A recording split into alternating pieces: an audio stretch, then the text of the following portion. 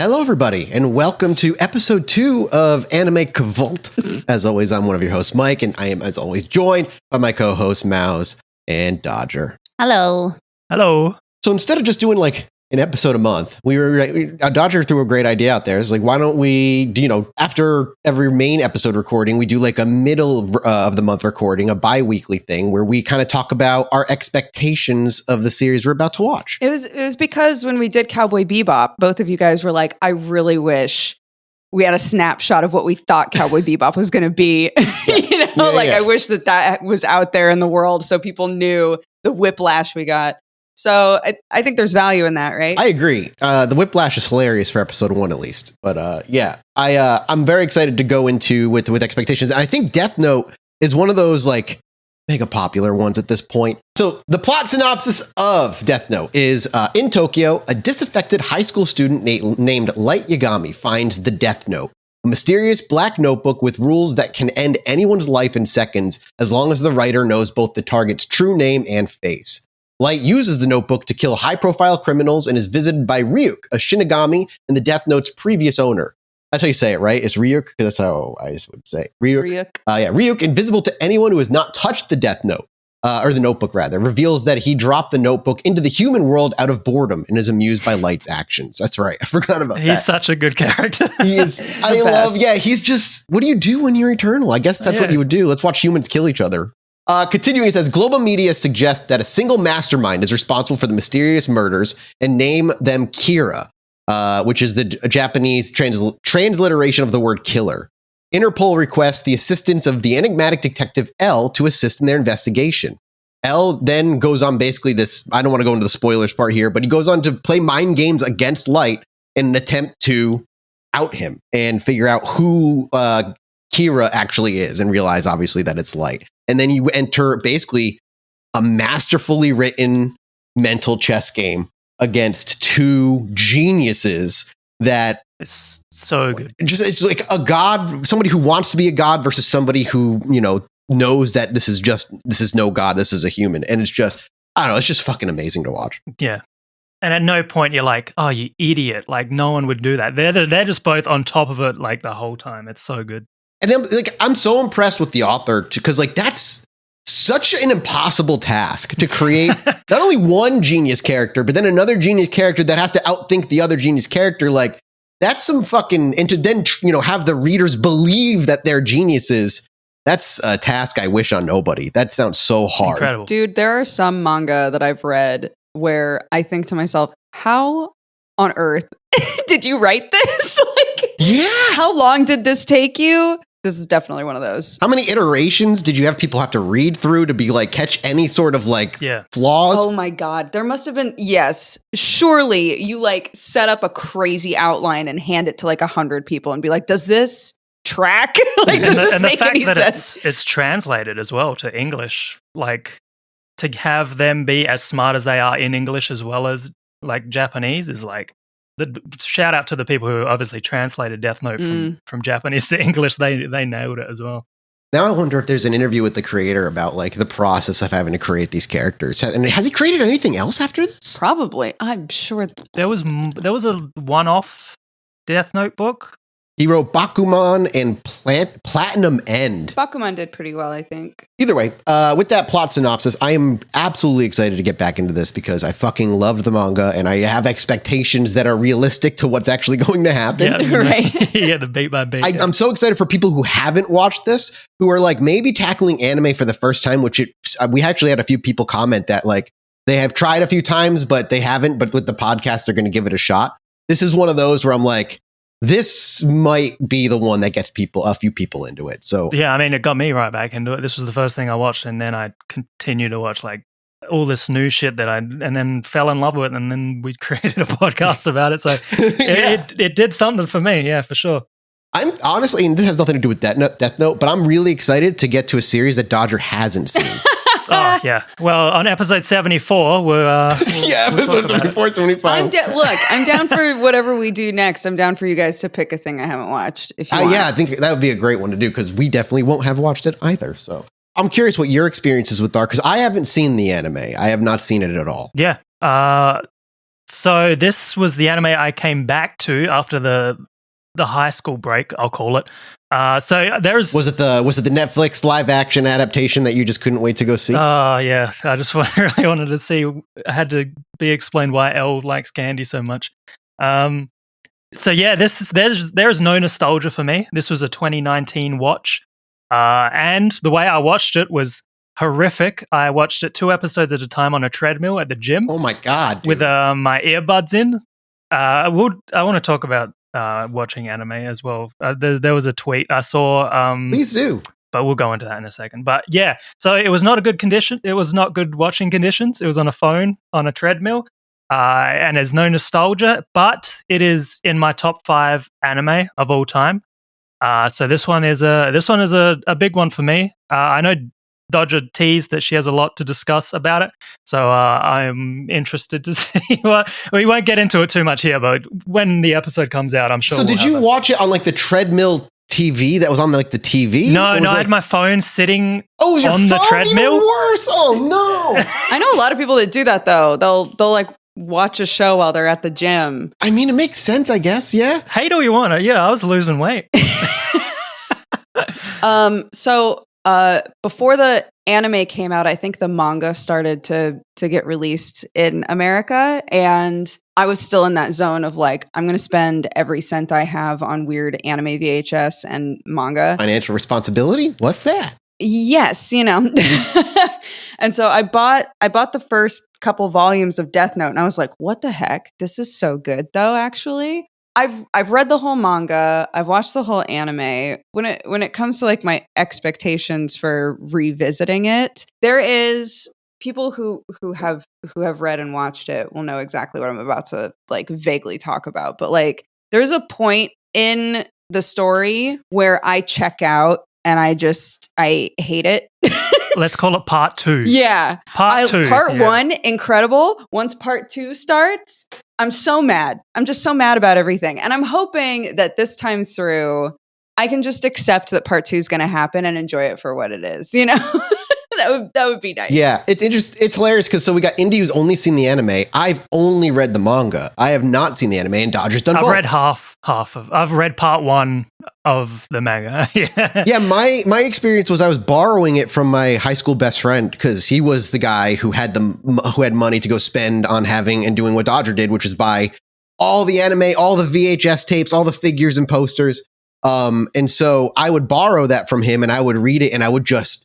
Like you, Dodger, I read a first couple and I was like, oh shit, this is amazing. And I just ripped through it. And same thing, part 2 felt like they were like, we didn't mean to do that.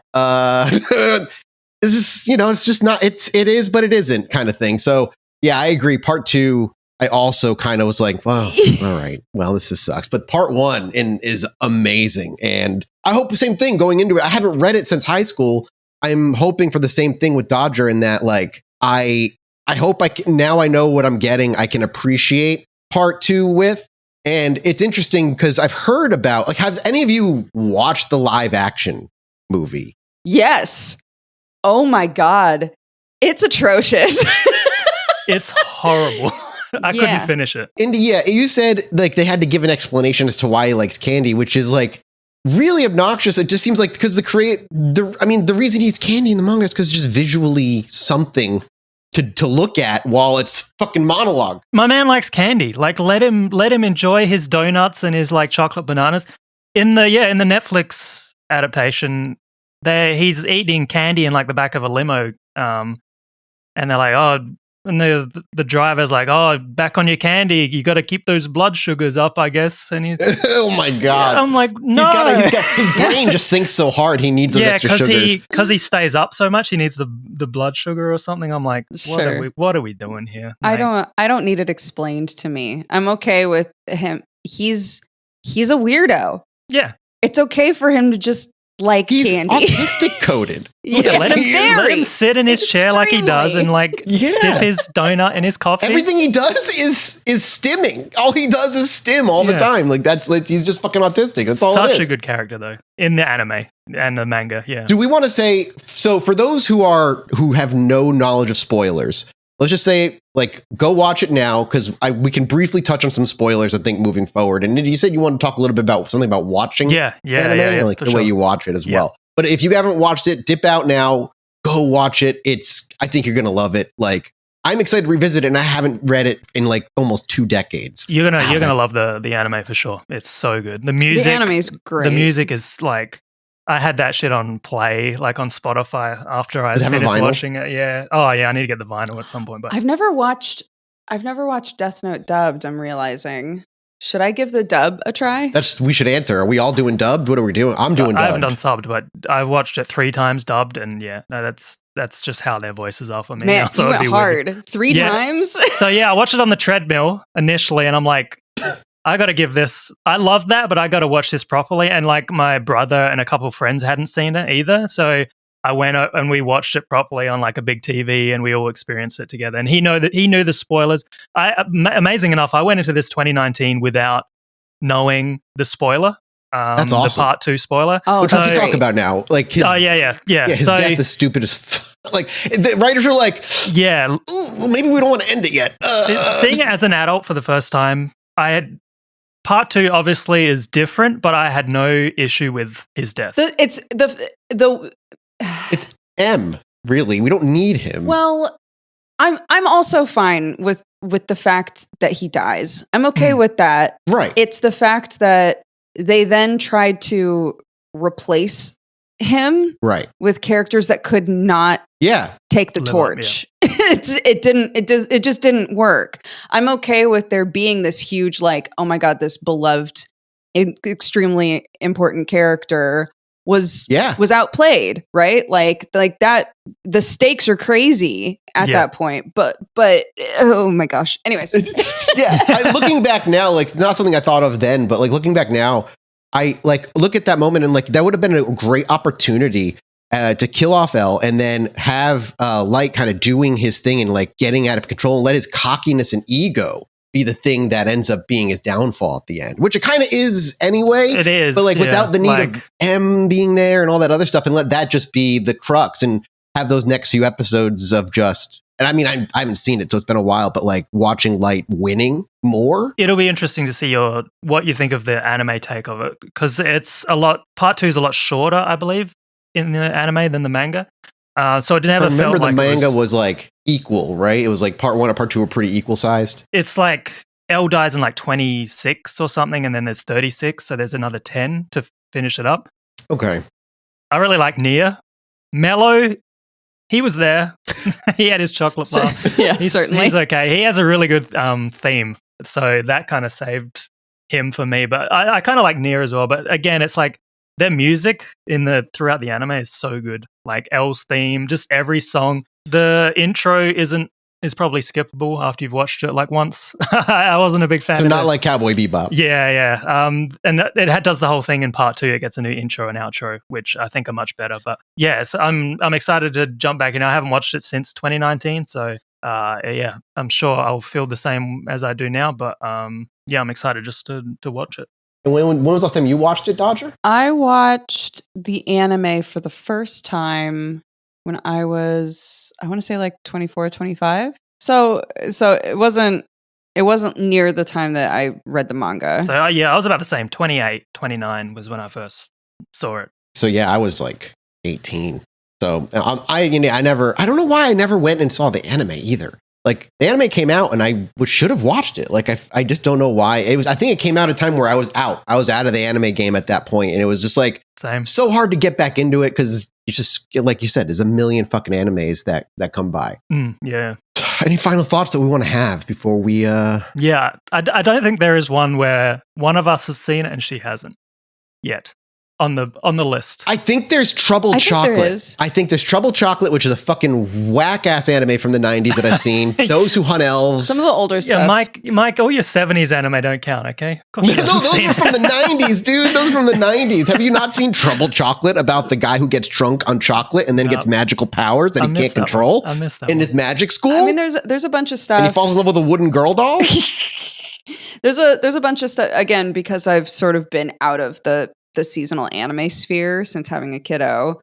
I've mostly just watched the like extremely popular stuff, but there's things that have done insanely well, like Bocchi the Rock and stuff like that I have not seen. Yeah. So there's options for like more recent stuff if we wanted to do a more recent thing next. That I'm is totally off my radar, to be honest. Yeah, That'd be fun. I think it gets something that you haven't seen. I don't want 70 episodes of Dodger being like, yep, I've seen this one. I've seen well. this. Can't wait to see it again. Like, I bet it's going to be great a second time. all right. Well, I think I'll do it for our little. Oh my gosh. I'm so sorry. Before we wrap, I need you to know that chat, when I was telling them about this podcast, they were like, so, because I was describing like the three of us and our different like levels of anime involvement, and somebody was like, so it's Chilluminati, but you're Mathis now. Yes, that's so. And I was like, that's when you're like, maybe this podcast isn't a good idea. God. I'm out. Yeah, I have a very specific brand. You don't want to care. Anyways, continue with the outro. Yeah. This is our little preview mid episode. Thank you guys so much for listening. We'll be back next episode with a breakdown of Death Note. We appreciate you. We love you. Bye-bye.